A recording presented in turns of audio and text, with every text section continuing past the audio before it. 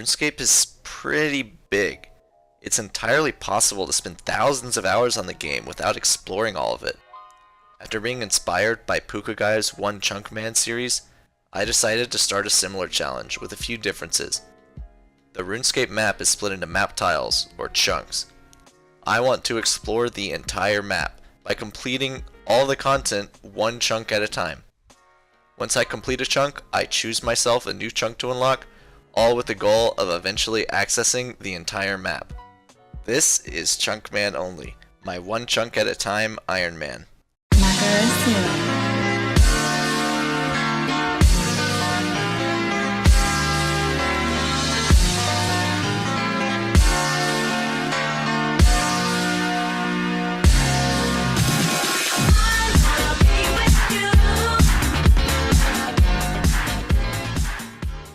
We left off last episode having just unlocked Port Sarim. We were grinding for 55 cooking to make an anchovy pizza and thinking about what to do next. So after fishing and cooking for a while, I met that goal, made the pizza, and it was soon time to unlock a new chunk. There were three main options I considered for where to go next. The first of which was going to Pest Control to unlock Full Void. There was a complication there that I didn't realize though. The archery shop in Pest Control actually sells rune arrow tips. So if I unlock this chunk, I'd have to get 75 fletching to make rune arrows. If I was going to do that, I'd really rather have an axe unlocked that's better than steel. Getting 60 fletching with a steel axe was already enough for me. The second option we considered was going to Intrana and then the eastern part of Lumbridge Swamp in order to complete Lost City and unlock Xanaris to get a dragon longsword. A viewer pointed out to me that this would unlock Puro Puro and all of the implings there. This is a problem since the implings there have loots which would force us to grind high levels and skills. For example, the adamant bar from Eclectic Implings. The last option we talked about was unlocking the southern part of Port Sarim to unlock charter boats. This also unlocks the Asgardian Ice Dungeon, which contains skeletal wyverns though. This would mean as soon as I unlock Slayer, I have to get level 72. I don't want to backlog a big grind like that. So since none of these ideas would really work, we'd have to come up with something new. I figure a good thing to do early on is to unlock decent trading methods for every skill we can. I didn't have a decent trading method for mining, smithing, or kind of crafting yet, and I found a way to do all of this while also unlocking some useful teleports. If we're gonna unlock smithing, there'd be a bunch of different ways to do it, a bunch of different chunks that we could go to that would unlock the skill in different ways. I want to make smithing not absolutely terrible to train, so I tried to find the best option possible. The closest furnace to a bank I had unlocked so far was in Lumbridge. I noticed that the furnace in Alcarid was decently close to a bank, and unlocking it wouldn't require too much grinding. So I had chosen my next two chunks. I first unlocked the North Alcarid chunk, which unlocked the gem shop. I hopped worlds, bought the sapphires, and cut them until I could cut an emerald at level 27. Then I was done with the chunk, since the shop only stocks gems up to emeralds. Then I unlocked the main Alcarid chunk. Here I unlocked the furnace and also the Prince Ali rescue quest. I completed the quest up until the point where I need a bronze bar for the key. I can't make it since I still don't have any way to access tin. At this point I was ready to move on to a new chunk. Now it was time to plan how to smith the best way I could. To do that I would need a consistently repeatable training method for smithing, which means unlocking a mine. There were 5 nearby mines I could unlock. The Alcarid mine, the West Lumbridge Swamp mine, the East Lumbridge Swamp mine, the West Varrock mine, and the East Varrock mine. The Alcarid mine and the West Lumbridge Swamp mine contain adamant ore, so that's an automatic no. The East Lumbridge Swamp mine contains just tin and copper, which means I'd have to smith bronze all the way to 30. I'd rather unlock something with iron as well. So this leaves us with the East Varrock mine and the West Varrock mine to choose from. The East Varrock mine contains copper, tin, and iron. The West Varrock mine contains clay, tin, iron, and silver. Since the West Varrock mine doesn't have copper, it wouldn't end up unlocking a smithing method. It does contain silver, however, which would give us a decent way to train crafting once we get 20 smithing.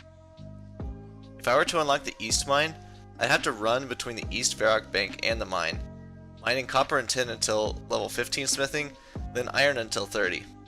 Something else to note is I could not unlock the most eastern chunk in Varrock, as that would unlock the Family Crest quest, which would require us to get a lot of stats to just start it. So I'd have to run all the way to South Varrock, run north, then east to get to the bank.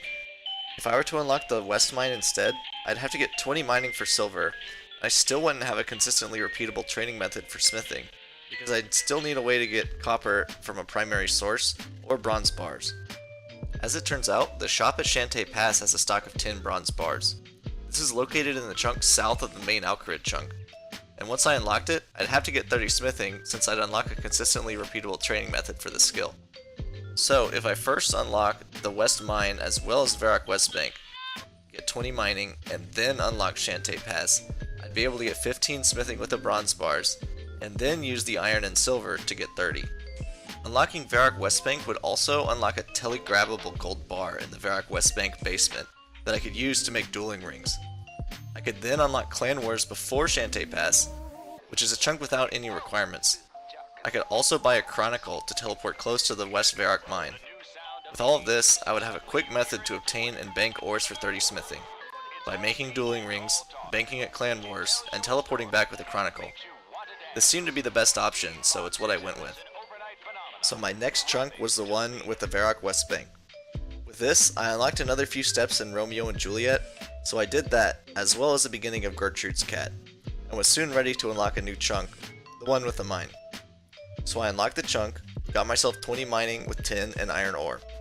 This chunk also unlocked the rest of the Shield of Arav quest, so I found someone in the OSR's Shield of Arav clan chat, and completed the quest.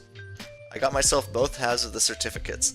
The only problem is that I can't actually talk to the king to turn in the quest, so for now I have the quest almost complete without the reward. And now that I had access to tin and already having a secondary source of copper from drops from Min, I had a way to get a bronze bar for the Prince Ali rescue quest. So I completed that quest to the end. I then unlocked Clan Wars, then Shantae Pass. Now I was ready to start the grind for 30 smithing. I bought myself enough bronze bars for 15 and started to smith them.